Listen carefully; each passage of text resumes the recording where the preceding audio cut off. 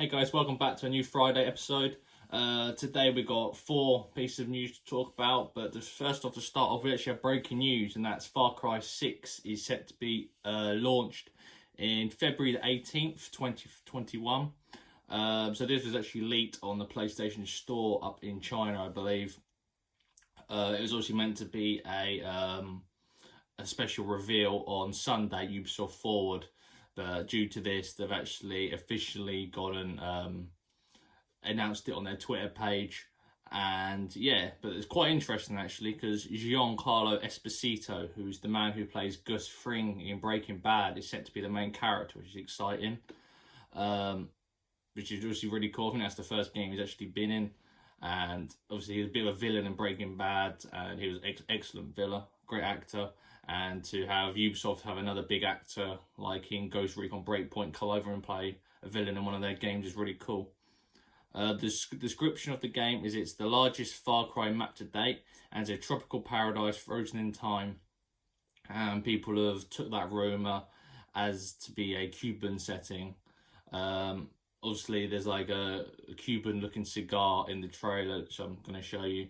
And obviously I thought that was maybe a bit of a tease for the setting as well. But yeah, there's like tropical forest, nice beaches and everything, so that's something to look forward to.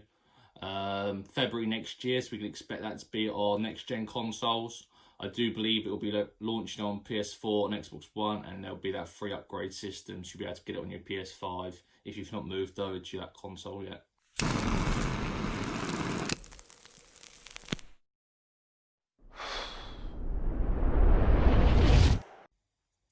So next on the list today we have World of Warcraft Shadowlands. So that's obviously the next upcoming expansion for World of Warcraft, set to launch in fall this year. So within the week, I think it was on Wednesday, we had like an hour-long developer talk where they explained some new features in the game, sort of just a deep dive into what we can expect from the new expansion. So just a bit of a rundown. There's 5 new zones: Bastion, Ardenweld, I don't know how to pronounce this one, Moldrooks, Moldrakuts, something like that, double X, odd spelling, Revendrift, and the more. So obviously 5 new zones you'll be able to go explore at launch. You've got a new player hub, Orbius, the Eternal City. So this will be a place you load into as soon as you load up the new DLC as like your social hub. You'll have a new infinite dungeon that's ever changing, play alone in a group, and obviously get loot from the dungeon, which is pretty cool, and ever changing, so we always have to be able to repeat it and find different things in the dungeon and stuff. There's a new feature called Covenants. So there's 4 Covenants. They are called Kyrian, Venerith, Night Fae, and Necrolord. So there's a brief explanation of what those are. So align yourself with one of 4 Covenants, each with their own ambitions for the Shadowlands. It's to restore balance to the hereafter.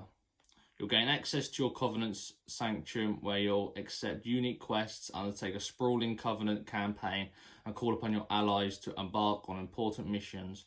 You'll also earn unique abilities based on your Covenant and class, acquire a unique mount and visual appearance, and forge bonds with powerful souls, drawing on their essences to further customize your skills. So I'm not a World of Warcraft player personally, but I mean that sounds cool, something different. Sounds like 4 different campaigns you'll be able to experience, which is great. And also it gave you that if you obviously brand new starting in World of Warcraft, you have to rank up to level 50 to be able to go into the DLC. But I've actually improved the leveling up system now, so you'll be able to level up a much quicker, more progression just to get to that end game, and then you'll be able to hop right into the DLC and start playing from there. But of course, if you're a returning player who's already got character at that level, you'll be fine to jump straight in. So Shadowlands actually goes into beta next week. So Shadowlands beta invites are going out next week, and to opt in, you'll need to go to your account management page on battle.net and toggle on the option to receive beta invites. To play the beta, you'll need to download a special client from the battle.net launcher, and obviously the game's set to launch this fall. So it's great that you'll be able to experience some of the content next week. I don't believe everyone will get in, so you might want to just get ahead, try get your code and you'll be set for next week. They've not exactly stated what content's going to be in the game just of yet for next week. I'm sure it'll be like the basics really, and just the experience, maybe 1 or 2 zones. I wouldn't thought all 5 would be in the game just yet. So moving on, we have, which I thought was pretty cool, this one actually. Kingdom of Amalur Re-Reckoning is obviously a game I mentioned last week that's getting remade to be brought out onto current gen platforms. But they actually announced this week that they will.